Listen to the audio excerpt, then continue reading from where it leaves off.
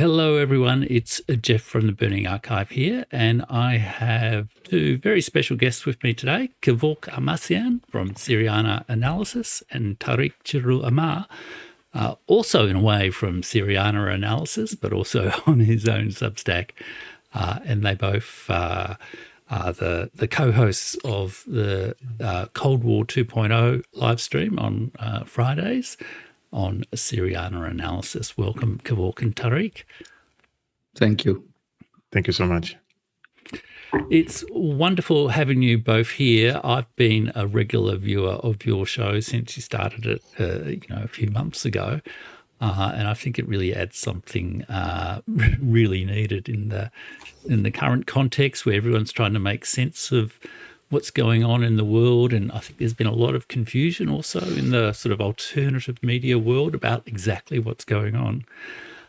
Maybe if we could just begin by way of introducing you both, what were you sort of aiming to do with the Cold War 2.0 stream shows? Tarik, if I may take over just to explain, because this was an idea that I started my YouTube channel a long time ago, 2017, and the focus was only Syria, and then we expanded it, of course, into Middle East, into Central Asia, and also Southern Caucasus. However, I wanted to also expand to the European affairs, Russia, Ukraine, and the relationship between the United States and the rest of the world. And I believed in cooperation with our dear friend Tarik in this case, because his insight and his analysis is on a different level. And I truly care about quality analysis to bring to the people qualitative work which they can grasp and digest and understand what is going on around the world. And therefore, the idea was to have an expert like Tarik, who has a deep understanding in history, and also he can connect history with the current affairs. My experience in universities was not that positive with people who had PhDs, and I'm being very, very honest, because usually the professors were stuck in the theories and the history that they studied, and they couldn't bring what they studied in the past into the current affairs.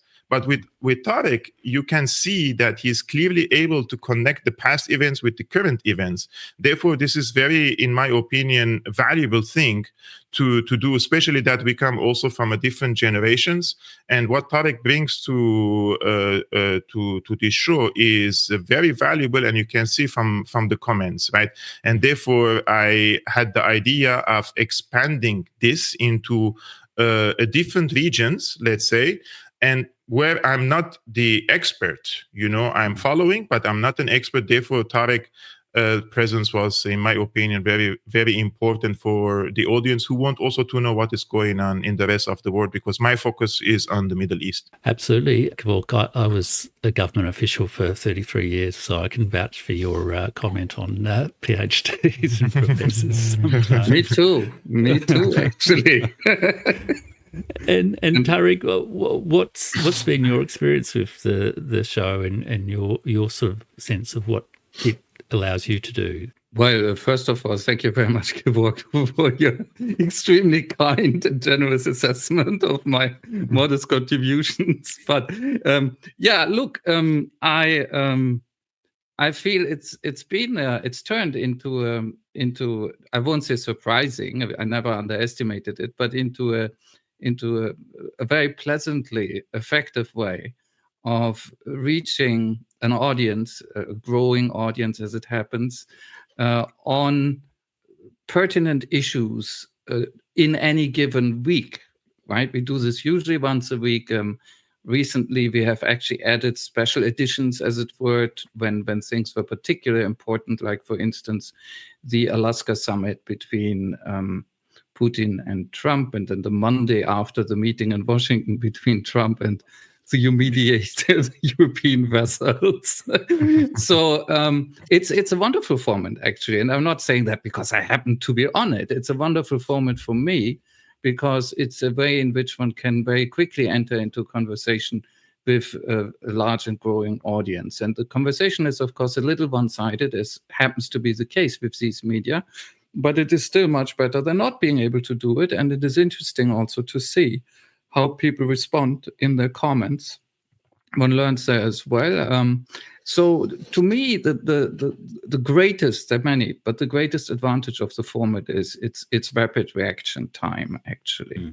There is also interesting information I shared with Tarik during our offline time, and that is the majority of the viewers are coming first from the United States, and the age section is mostly over 45 years old.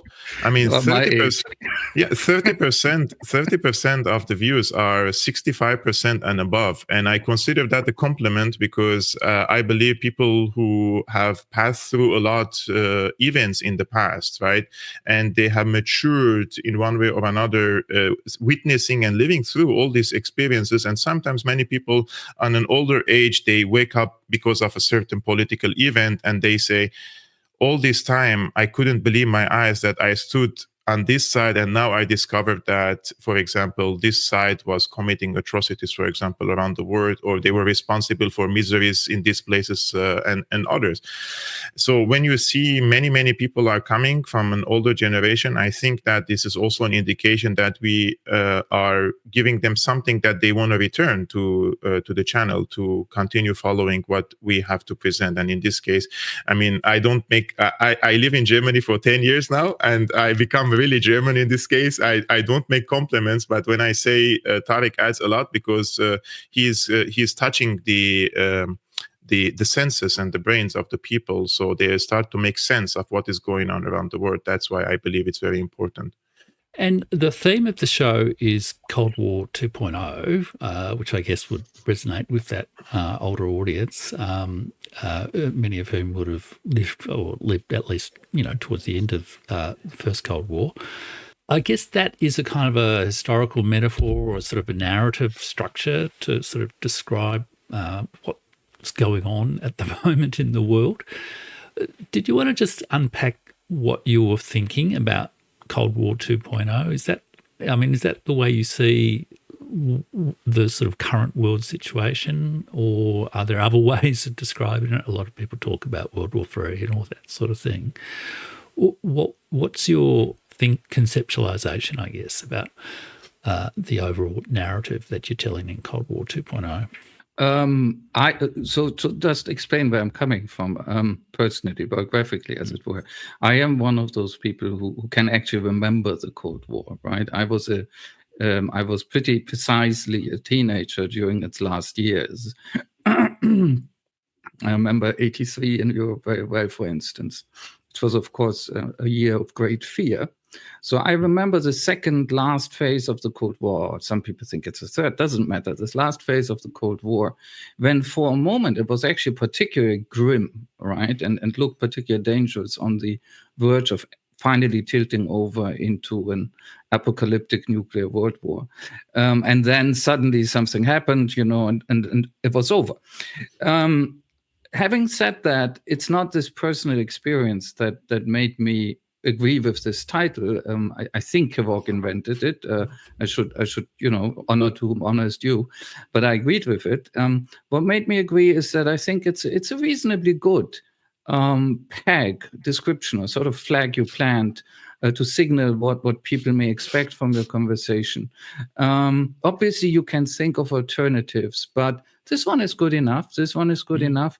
It also is, I'm by nature a pessimist, so I make an effort to behave as if I were an optimist from time to time. And the pessimist in me says that calling our situation Cold War II is actually very optimistic, right?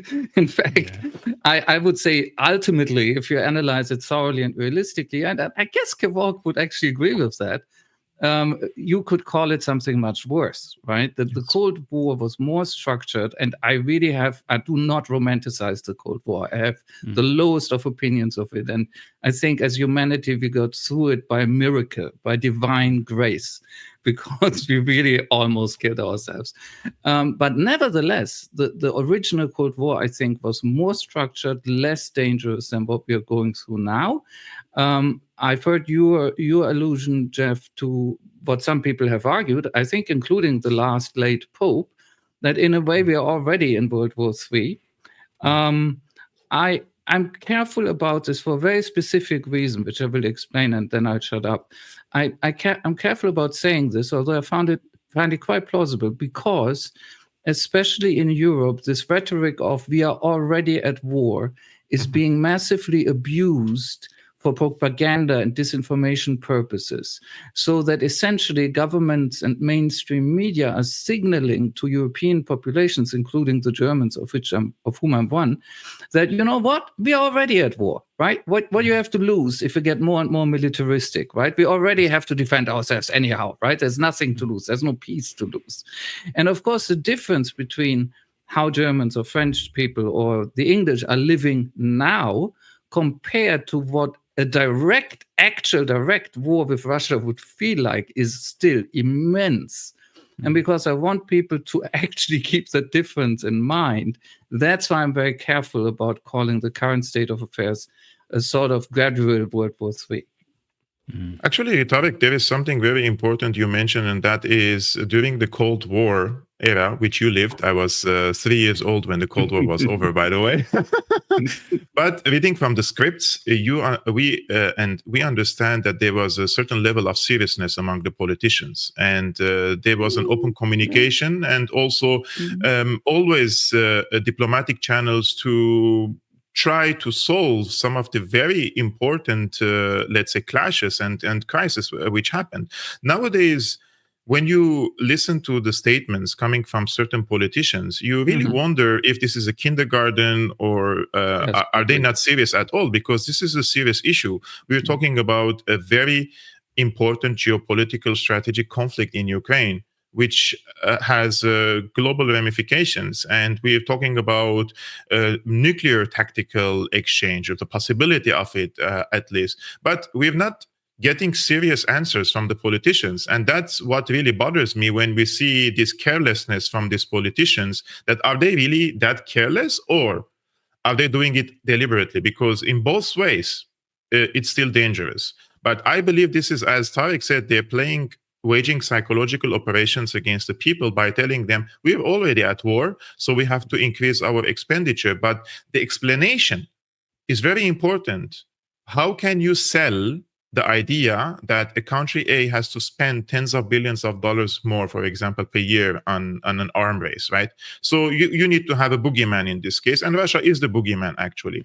But at the same time, they are contradicting themselves by saying Russia cannot win this war in Ukraine, and Ukraine will defeat Russia, right? So if Russia cannot defeat Ukraine, then how will Russia march towards Berlin?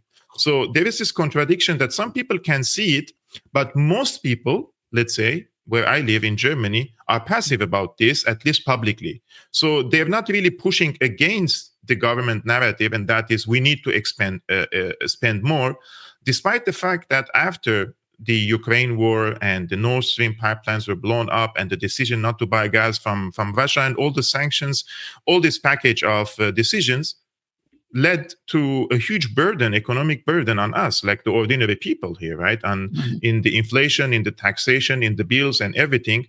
But still, we are on the verge. So the people still can't afford and can pay the bills, but we're on the verge now. And I think this was this week when the chancellor said that the social welfare in Germany is now in the past, so we cannot afford it. But the people are asking questions. Why do we have to spend all this money on, let's say, a war? Or two, why would we receive, for example, millions of new refugees, for example, and spend even more on the social welfare? Because if a refugee comes here, we have to spend on it and send it to school. And there's many, many years that the government spends. And some of them, they're not going to the market after all. So it's a burden. So many questions, but Tarik knows better, the German people, they are still on the passive side. Like, you don't see an actual pushback yet against this type of decision. So maybe time will change, maybe more financial and economic burden could change, but I believe in Germany it's the economic factor which will play the most important role for the people to change their electoral choices, let's say. And the sort of 1984 elements of the current sort of cultural propaganda moment.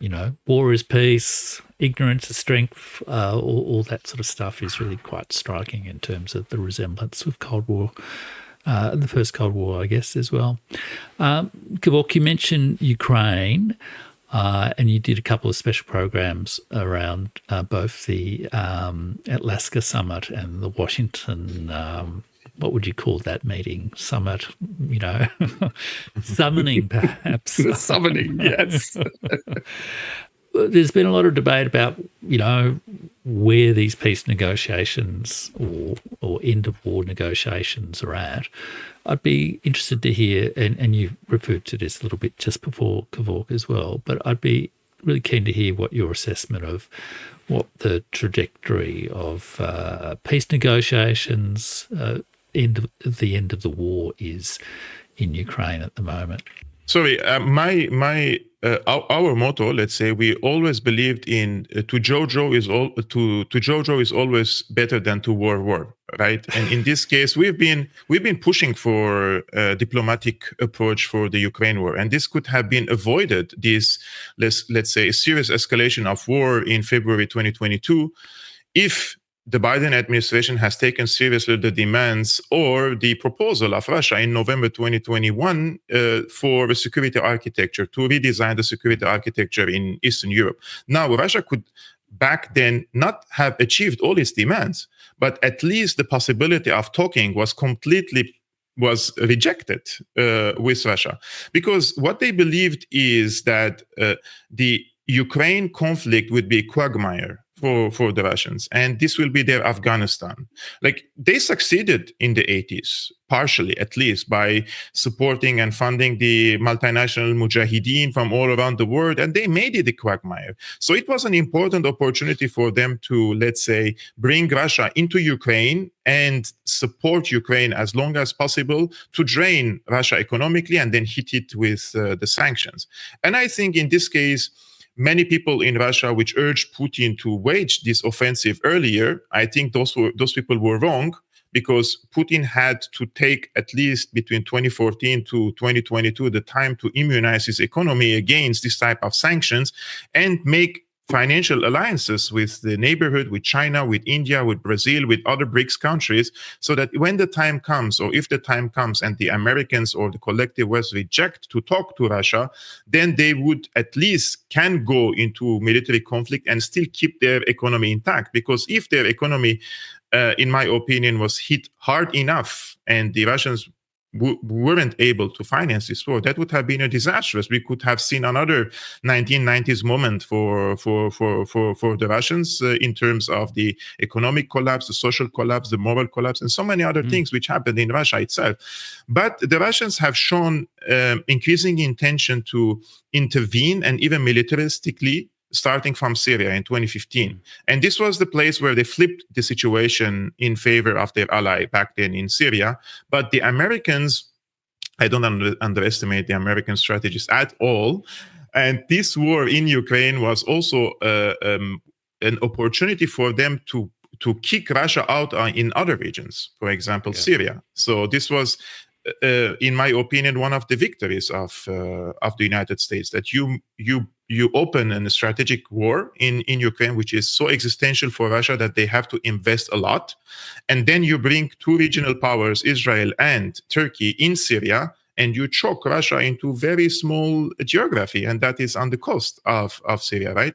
And you do similar thing then in Southern Caucasus in terms of Armenia. Armenia has seen a color revolution, and then the preparations started between Azerbaijan, Armenia, and also Turkey to open this Zangezur corridor, which was championed by Donald Trump.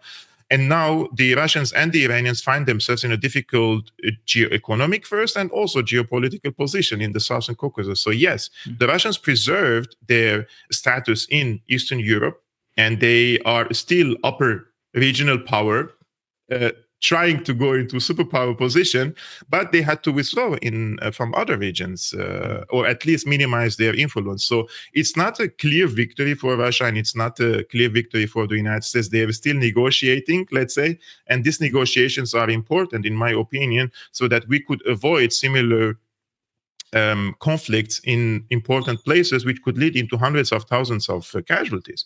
Syria, the death toll is 600,000. So avoiding that is important. Similarly, in Ukraine, 1 million or so casualties. Those are huge numbers. Sometimes so, yeah. That's a really interesting thought, Kevork, that, I mean, you know, the US aim was the strategic weakening of Russia. And although that hasn't really happened, like in terms of the collapse of Russia as a state, it certainly, as you say, has happened in terms of its position in Syria, Caucasus, and arguably also with Iran. How do you see the situation happening or developing from here, Tarik, with Ukraine and the sort of possible peace negotiations? You know, I feel at this point, right, and things can change every day. They really can. But at this point, the one sentence version would be the most important thing is that these peace efforts are not dead. They really aren't. They're actually alive and kicking. Not alive in the sense of they are somewhere on the back burner, but in fact they're alive in the sense of there are, I think, intense talks going on at least between Russia and the United States, and they continue. I won't go into details of why I think this is happening, but it's almost every day or every other day that I see a news item that actually somehow confirms this particular fact. In that sense, there is a real chance that either two things can happen or one of two things can happen. And the two things at stake, the big two things are an end to the armed conflict in Ukraine, call it peace, it might be a bit less than that, and a much larger global normalization between the United States and Russia in general. And these things are often analytically not separated, but they are actually politically separate in the sense that one can imagine a scenario in which a normalization, if it gets very far, we could call it then détente 2.0, right, could actually occur between Washington and Moscow while the conflict in Ukraine simmers on. That's not an impossible scenario. Obviously, for Ukraine and for Europe, and in some ways for everybody, of course, including Russia, it would be better to get the full package, as it were, and achieve both a normalization between the United States and Russia on one side, and also then, at the same time, presumably, an end to the Ukraine war, right? That would be best. But it's important to see that the end to the Ukraine war is not necessarily absolutely necessary to get to the normalization between the United States and Russia. And even that would be a gain for the world as a whole, as sad as it would be for the Ukrainians. In that sense, I tend to be indeed somewhat optimistic because in Alaska, Trump, the Americans, did move in very specific ways toward the Russians. They actually took over a key Russian position, which is to negotiate or go directly in some form for full peace, more or less, instead of the famous vaunted ceasefire that the Ukrainians and the Europeans always champion, which is, of course, a red herring and a ruse and a way of deadlocking everything, right? So that was real progress. And more importantly, even, Trump hasn't taken that back. So anybody who thinks that somehow the Ukrainians got Trump back on their side, I see no evidence for that. That just isn't the case. It's true that they're now in deep weeds altogether talking about the security guarantees and what could come after a real cessation of hostilities, what the world would look like, what Ukraine would look like.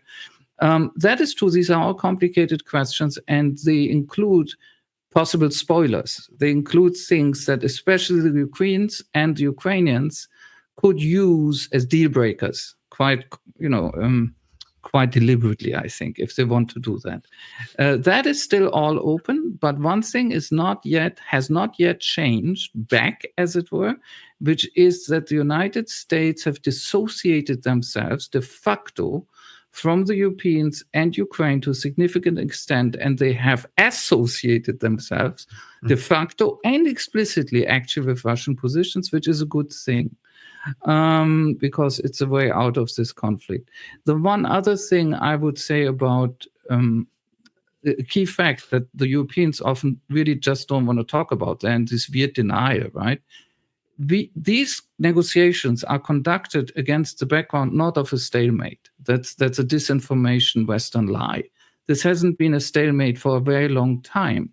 The actual description of the reality on the ground is that Russia is winning the war. And everybody should understand that, even if they hate the Russians, because it's a question of acknowledging reality. Russia is actually winning the war on the ground. It does it at a slow pace.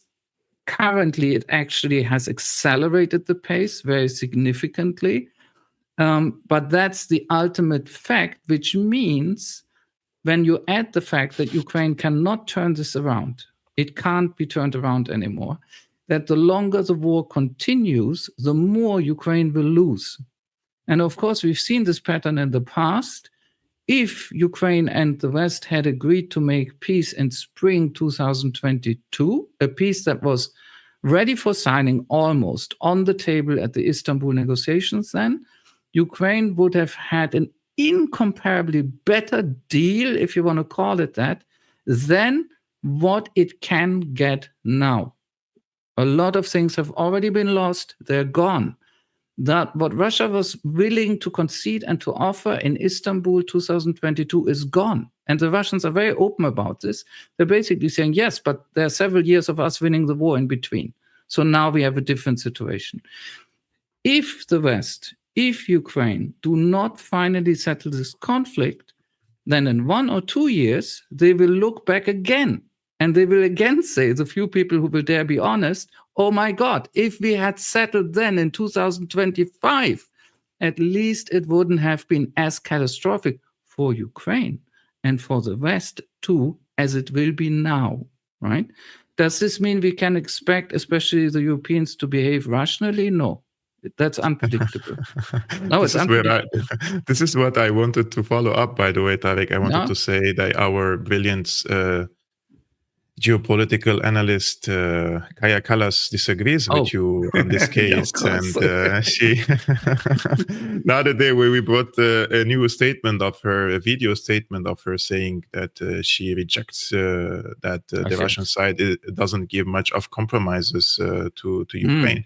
And this is what really people have to explain to politicians nowadays, and she is the chief diplomat, that the winning side can impose the terms at the end of the day.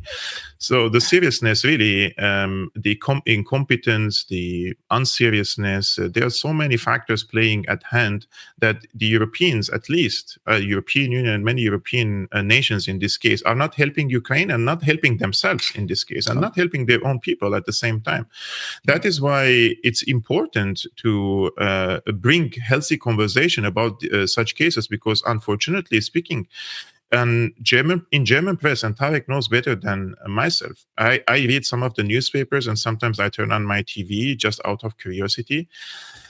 We are still at the same point of February 2022 in so many cases, and so many similar talking points are being recycled over and over again, which leads to the same place.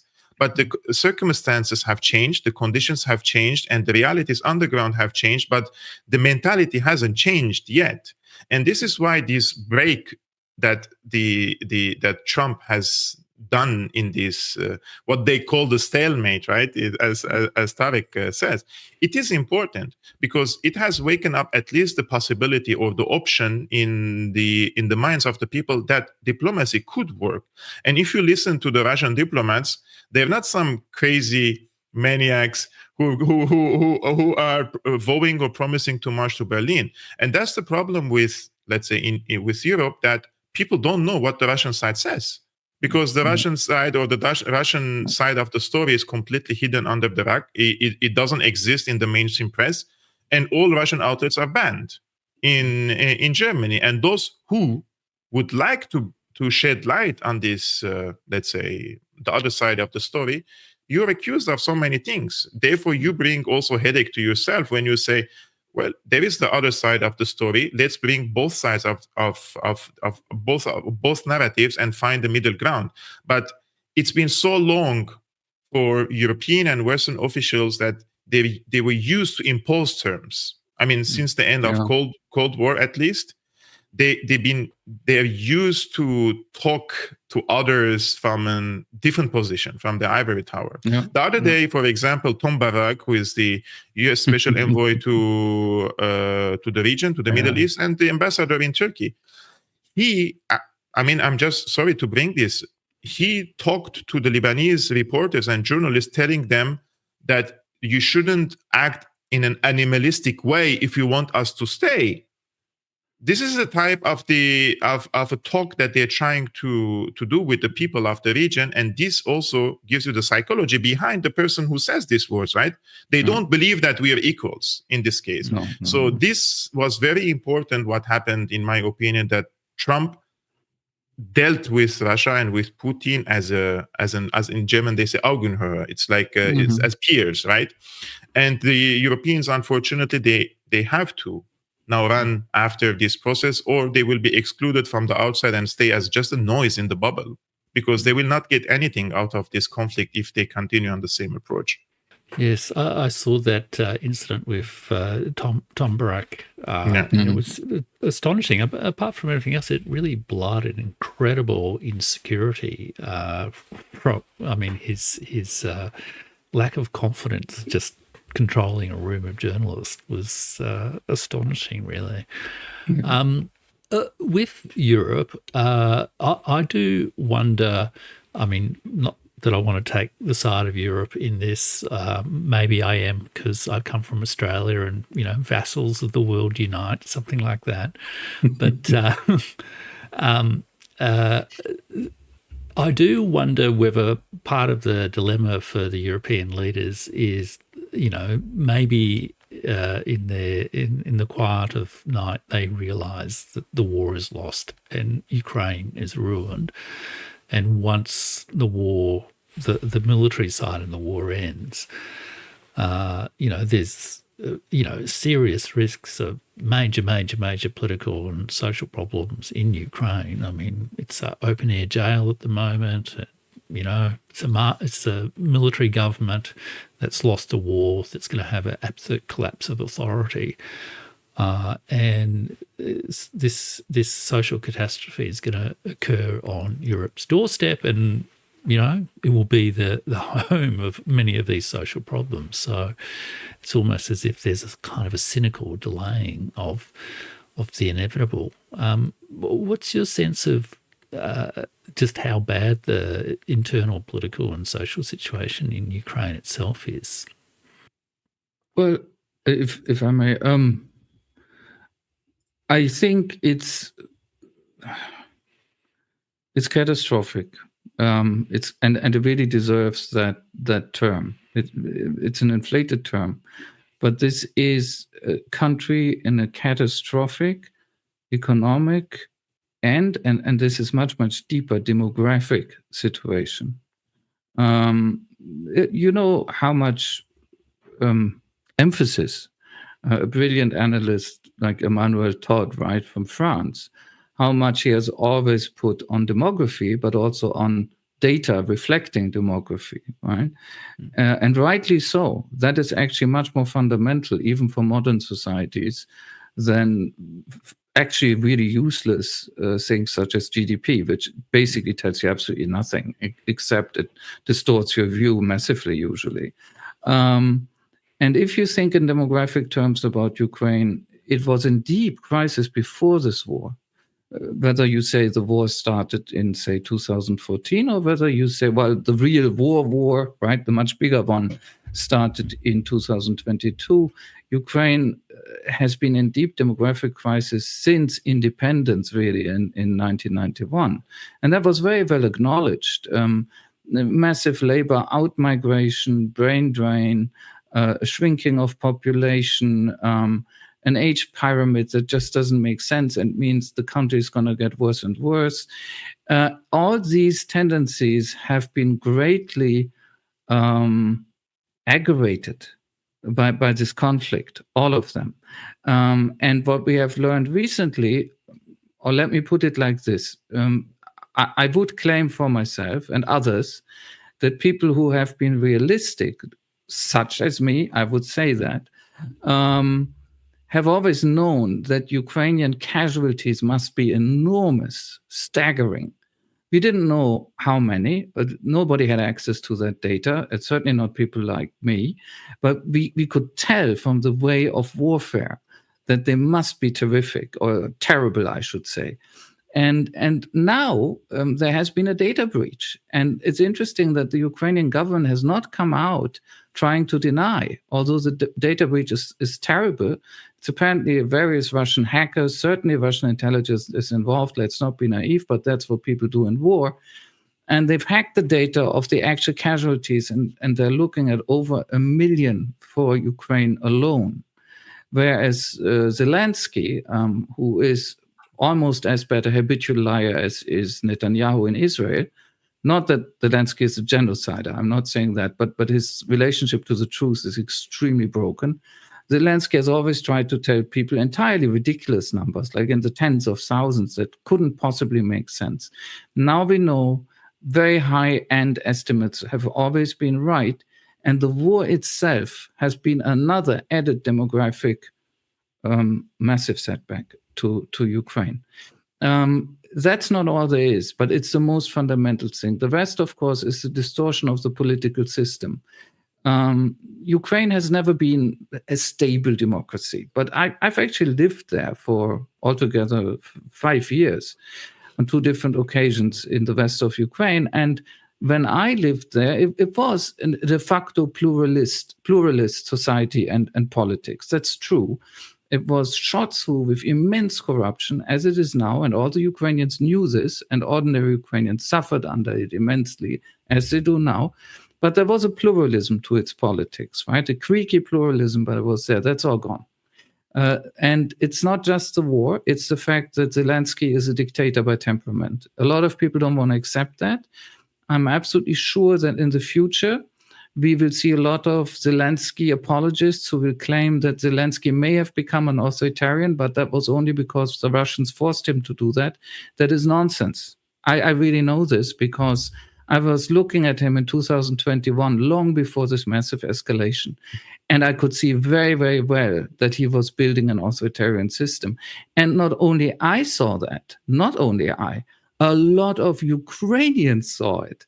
A lot of the Ukrainian media in 2021, if you know Ukrainian and you go back, they were 90% against Zelensky. They hated the man. He was in a corner. And one reason was that he was obviously building an authoritarian system. And they had a term for this. They called it the monovlada, the single power. But what they meant was authoritarianism. Then, in a way, the war, the escalating war in early 2022 saved his ass, politically speaking, because all these critics immediately went patriotic and said, wait, can't touch this guy. He's the war leader now, right? And in the West, the same thing happened. You cannot possibly talk critically about Zelensky. That has now receded. My sense is in the West, they're preparing to coup him if they have to. And that's why we allowed some criticism of Zelensky in our public sphere. It hasn't much receded in Ukraine because he's controlling the public sphere with his apparat, right? So there's that. There's authoritarianism. And then there is, of course, and I could add more, but I don't want to eat up all the time. But let me add one thing because it's going to be very important. Ukraine has become, I think, yes, I know that in the world, the worst possible mass manufacturing site of a militant, extremely well-armed, battle-hardened far right with clearly international and global ambitions. And again, they had these before the war. That can be traced very, very well. The Ukrainian far right are not naive. They are in some ways provincial, but they're not in the sense that they've long thought in international terms. They've always thought in terms of networking, going outside, going to America, going to Europe, and so on, being part of this bigger phenomenon, and perhaps taking the lead of a global far right. And right now, they're very close to that. They will lose the war, but they're very close to that. We have armed them to the teeth. And of course, they have scurried away many of these weapons. They haven't been lost in the fighting. Don't kid yourself. And so what Kevork said, at the beginning, that during the Cold War, the West, fed the Mujahideen in Afghanistan, we know where that led, right? I mean, many of the Mujahideen were brave patriots in their own way. That's not what I'm saying, but some of them were the kernel of what turned into what we call Islamicist terrorism, which is really Israeli and CIA-sponsored terrorism, right? Let's be honest. And I think they have created a similar monster in the Ukrainian far right. And that may be another thing of which they're very afraid now in the few moments when they're quietly honest with themselves. And Tarik, they have repeated the same recipe again, this time in Syria, but the recipe of Afghanistan in a worse manner. Now we have the deputy of ISIS as the president of Syria, shaking hands with Trump, shaking hands with all the European leaders. Therefore, this the Mikhail Hudson once said that the strategy of the CIA is to support the crazies in Ukraine and identically also in Syria. And in this case, you see clearly that there is a pattern of weaponizing these, let's say, chaotic, radicalist elements who are basically the minority in these societies, whether in Ukraine or in Syria, but empower them enough through PR, NGOs, money and weapons, etc., and bring them into positions of power and then say, this is the choice of the people.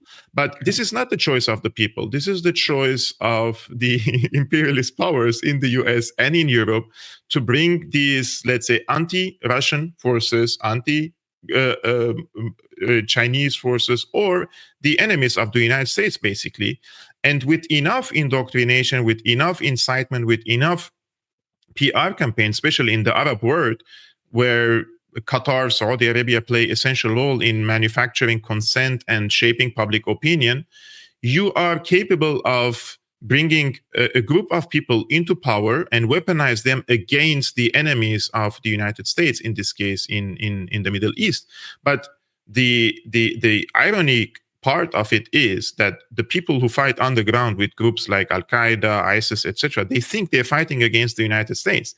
They think they're fighting against the empire. Meanwhile, they are acting as foot soldiers for the US, because what they do is you have a strong status quo, which is unfavorable for the United States, that they have to break the status quo and reform a new, let's say, reality. You need such radical, chaotic elements to on the ground to break this status quo and then reform the realities there. So if you don't want to send boots on the ground, you don't want to do the Iraq example, it's too difficult to sell to the people, you do it covertly. You do it a proxy war. You do it a fourth generation of asymmetrical warfare like they did in Syria. And they succeeded it. They succeeded in Syria. Therefore, what Tarik says about these radical elements in Ukraine, I think when they lose the war, this is definitely going to have a reflection on the rest of the European countries, especially when you see they are armed to the teeth, they are hardened by the war, and then you have the demographic problem in Ukraine itself. So they are either going to dominate the political scene in Ukraine in the future, or export this ideology into other European countries, and this time militaristically. That's why when we raising the alarm, it's like, for the sake of Europe, I live in Europe, and I would like to see Europe stable. Unfortunately, For me, add one thing before I forget it to what you've just said, which is, yes, they could very well go on a crusade beyond Ukraine's borders for their various ideas of fascism, white supremacy, really neo-Nazism often. The other thing is they're highly criminal in Ukraine as well. So if you look at these people under a magnifying glass, they are very often also into racketeering, very brutal blackmail, murder for money. All of these things, they also operate as really ruthless organized crime groups. And of course, that can be internationalized wonderfully as well, right? Indeed. Yep. People trafficking, sex trafficking as well. It's been a long-standing problem in Ukraine. Yes, I've had Marta Havrishko on my show a couple of times. I think you know her, and I think she says this problem's already emerging in Poland and Czechia and other countries. So I think it's a 20-year problem for Europe.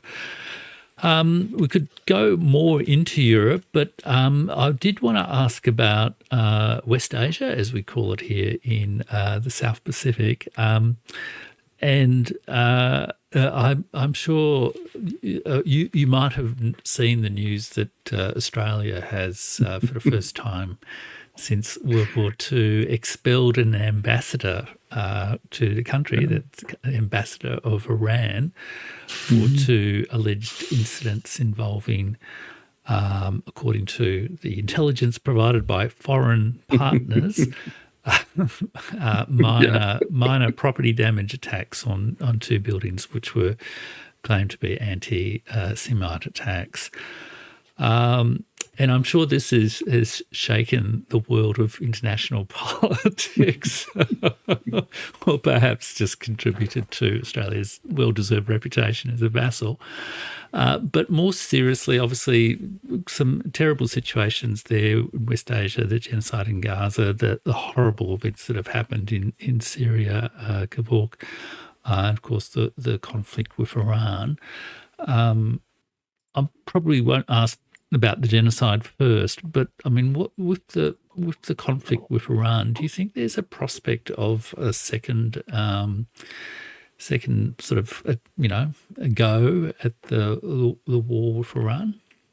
I believe that is the case, and I believe this could happen before November, before the midterm elections in the US. I think that the Israelis had different goals in Iran. They wanted first to decapitate the leadership, to cause confusion in the Iranian society, to start a color revolution there, to topple the regime basically, and then neutralize the nuclear program. Now, they decapitated some of the very important commanders and officers in the Iranian army, but they couldn't create confusion in the society or start a color revolution, something that Netanyahu was aspiring and urging the Iranian people to do. And I think they have miscalculated in this case, because Iranian people have proven, despite many oppositionists to the current system in Iran, that watching their country, their families, their beloved ones being bombed by the US or Iran, it has increased the nationalistic, let's say, sentiments among many, many Iranians, those who are also in exile or they are outside of Iran. And I think in this case, the Israelis didn't reach to their the goal of not only isolating Iran, because they managed and succeeded in one way or another to isolate Iran in the region. However, they couldn't change the behavior of Iran. And this is regime change. This requires regime change. Now, they're trying to do it domestically. The reformists are calling for a paradigm shift. For example, Jawad Zarif published an article in the Foreign Policy calling for a paradigm shift from moving from the confrontation with the US and Israel into more a diplomatic approach. I think this will definitely not lead into what Jawad Zarif is aspiring, which is to reintegrate Iran into the region and to the world politics, because for the US and Israel, they will not accept Iran with the current system, with the current, let's say, Islamic revolutionary government there, which exports these values and these politics into the region, to be reintegrated completely into what they call the international community. So behavioral change is demanded, and from Iran, the Iranians are not going to give the Americans that. They have managed to preserve their national security and territorial integrity for now. But what I see is that the US and Israel are trying to encircle Iran from all sides, coming from Syria first. They have completely eliminated the Iranian influence in Syria, and hence the supply chains to Hezbollah, which means now Iran is disconnected from its allies in Lebanon and in Palestine. Secondly, they have managed to bring this regime change in Syria, which gave the axis of resistance a strategic depth in the region. So from different places, the Americans managed to remove or eliminate the Iranian influence, one of which is in the Southern Caucasus, where they are going to open this corridor between Azerbaijan, Armenia, and Turkey. And this is going to be very existential for Iran. Now, the reformist government says, this is not a big deal. We want to negotiate and talk with the Armenians, with the Azeris, with the Turks, with the Americans. I think it's not going to work. the general assumption in the US is Iran cannot continue the way it is, and this requires a regime change there.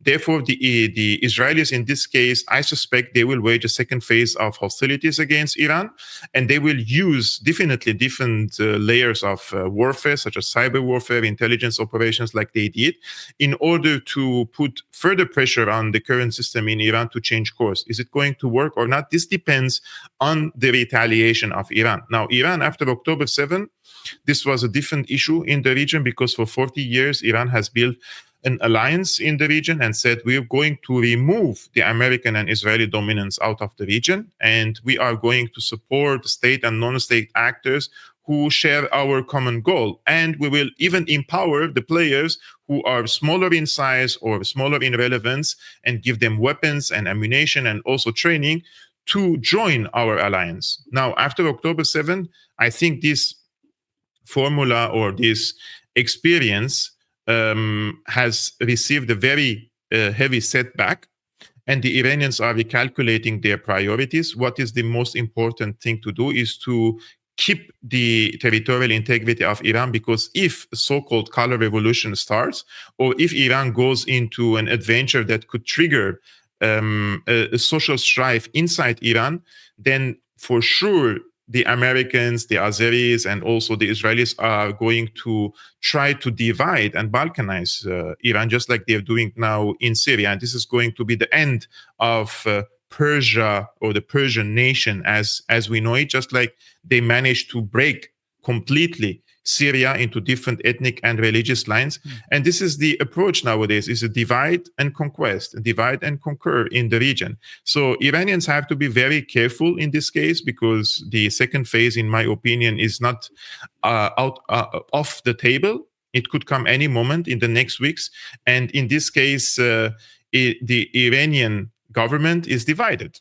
This is the problem with Iran nowadays. One side wants to approach diplomacy, the other side, the IRGC people, want to go into retaliation. And were it not for the IRGC, and I'm not endorsing them or supporting them, were it not for the IRGC retaliation in the last phase of conflict, Iranians' first 3-4 days, they have received a huge blow, and the entire infrastructure of the air defenses have been paralyzed in north and northwest of Iran.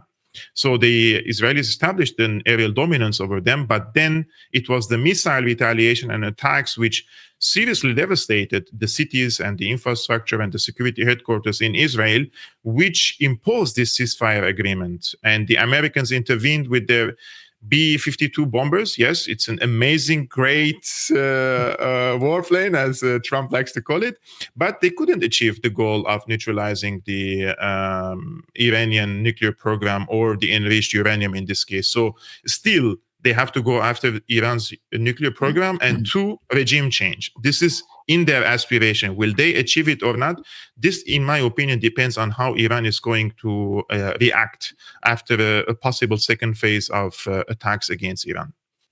How do you both see, I guess, America's actions in Middle East, West Asia, Central Asia? Some people talk about strategic sequencing, moving from the conflict with Russia to conflict with China, etc. But there seems to be this enormous, big conflict that there's a lot of attention going into at the moment in sort of West Asia. I've even seen some Indian geopolitical analysts say that arguably the current American strategists are thinking, let's consolidate around India, Pakistan, the sort of Central Asia, South Asia, sort of West Asia sort of access to have more influence over Russia and China, rather than sort of go into a direct conflict with China. How do you see these series of conflicts in a sort of the sort of global grand strategy sort of terms that Americans like to think in occasionally? I've been thinking a lot about precisely this question of how to imagine, right? More than that, we can't really do because we don't know, but how to imagine how American foreign policy actually works right? Not what they're telling us, but how it actually works. We know from its outcomes that it's nefarious and very violent. That's an empirical fact, right? That we know, we can read that off. But how they actually come to their conclusions, how they prioritize A over B or B over A, we are imagining, right? That's all we have. And there is as you alluded to, I would call it, there is a very strict school of interpreting what's called continuity of agenda, and including this so-called strategic sequencing in the American case, right? And it's I think a very useful approach, but it has important limits. And I'm saying this as as somebody who's been traumatized by being also a historian of the late Soviet Union, because if you go back to this Cold War, especially, actually it was there all the time. It just had its up and down moments, but there's always been a narrative in the West about the Soviets during the Cold War that went something like this. The problem with the Soviets is they have what we would now call incredible continuity of agenda. They have this master plan because there's this incredible drive for communist world domination, right? And because they have an ideology in the background, right? And this very explicit system of doctrines and dogma in which they can indoctrinate each other and in which they formulate their ideas and so on and so on. Because of that, and this was very much a Cold War talking point in the West, the Soviets are actually redoubtable. They are superior to us in the sense that they have what we now call in the West incredible continuity of agenda, right? If you can count on one thing, is that the Soviets always think long-term and always pursue long-term plans, right? And then again, the structure of the Cold War wasn't really like that. It wasn't. Otherwise, for instance, I give you a very simple example, or the big one. You can't explain the Chinese-Soviet split if there's this brilliant continuity of agenda in the Kremlin, right? You can't explain, to take a smaller incident that, however, could have ended the world, you can't explain how the Cuba crisis ended, not with this brilliant continuity of agenda, or why it actually happened, right? So it turns out that the Soviet system that we imagined in the Cold War and where we attributed this incredible coherence of planning actually didn't behave like that, right? There was something to thinking about their planning, because everybody plans, but when you turned that into an absolute and somehow attributed the magic power to them of always sticking to the plan, right, which no human being can actually, and no collective, then you went wrong. You went empirically wrong. And I think this is happening now with some very smart people who I greatly respect, who overemphasize strategic sequencing and continuity of agenda and what they find in policy papers and in speeches. All of these things are important. They're definitely a very important part of the equation. I don't say this ironically, but Americans are also just people. Right? The establishment consists of very bad people. I give you that. But they're people, and people aren't that consistent. They don't have perfect continuity of agenda ever. It doesn't happen, right? And so we are still faced with the same issue, actually, we had with the Soviets. We can find texts, we can find statements that imply brilliant long-term strategic planning, right? But the reality is not going to be shaped by that, certainly not by that alone. It just doesn't work like this historically. And therefore, the question is, what is really going to happen? And it remains unpredictable. I have to say, this is an unsatisfying answer, but I would warn very much against over-interpreting policy papers and official statements. Interestingly, Tarik, I've been just reading Christopher Clark's book about, the origins of World War I, the sleepwalkers. And, he really emphasizes the divided nature of all the executives, the somewhat eccentric nature of the sovereigns, including King Wilhelm II, who in a strange way seems to resemble Donald Trump to me. But yeah, right. We don't have that. Lucky us. And just the diversity of voices, I guess, and in all that human chaos with a whole lot of, rational considerations and emotional considerations as well, or calculative considerations and emotional considerations. What might seem inevitable and like clearly laid out in some secret paper somewhere or other, didn't really in the documented events actually occur in any way according to a plan. So I think that's perhaps another historical example of where. May I add one thing? Yeah.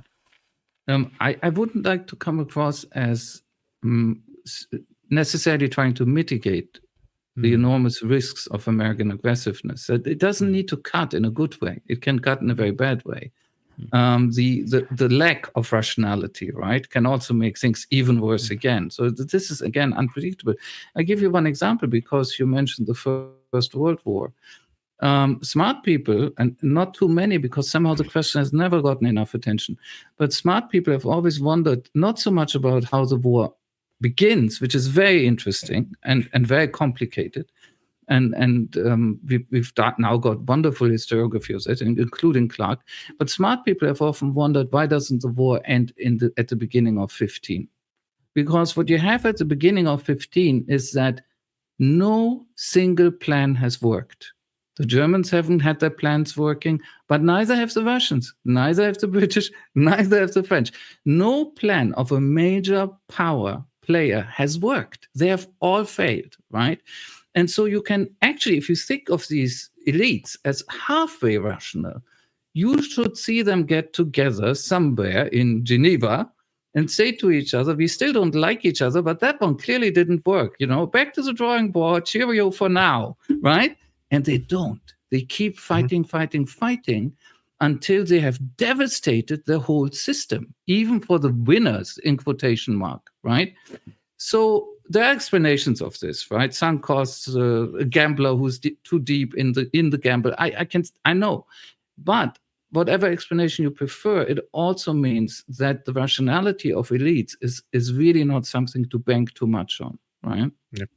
Well, it's been a fantastic discussion. We've sort of reached the hour, so I don't want to keep you too long. Kevork, did you want to maybe add anything just as a final word from you after that sort of discussion, particularly about, because you've expressed some concerns about the quality of leadership elites, particularly in Europe earlier in the program. But did you want to maybe have a final word on that issue?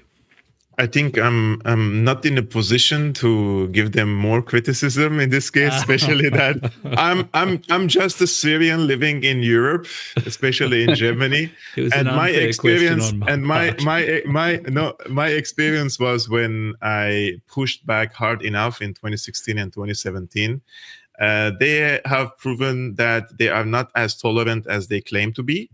And they have enormous power, legal power, political power, and other types of power. And they come after people to ruin their lives, send them into financial prisons. And this is the situation with many people who criticize the current state of affairs or the political choices of the politicians.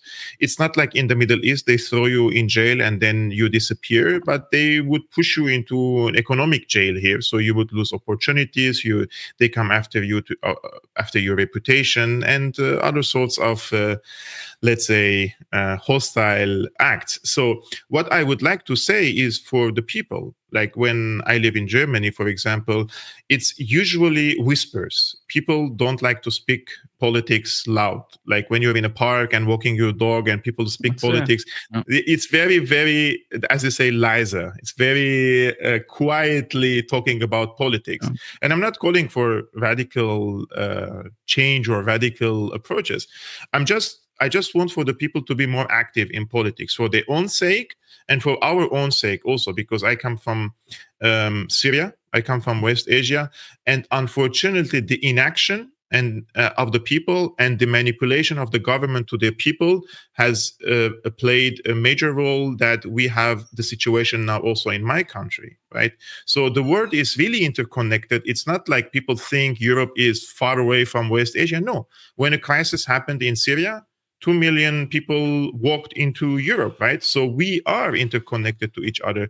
And if they want to copy a similar approach with Iran nowadays, Iran is over 90 million people country. So what are they going? What expectations do they have if a regime change happens or an all-out war erupts in the region? This is going to be huge chaos in this part of the world and also in Europe as well. So the US is really far away from this.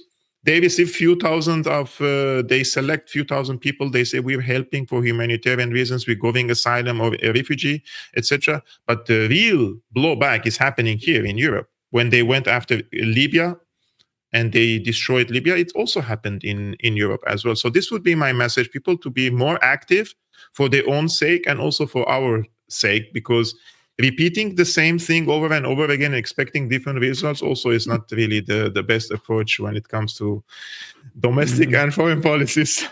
Indeed, as a wise person once said. Thank you so much, Kevork and Tarik. Thanks for joining me on the Building Archive. Thank you very much, Jeff.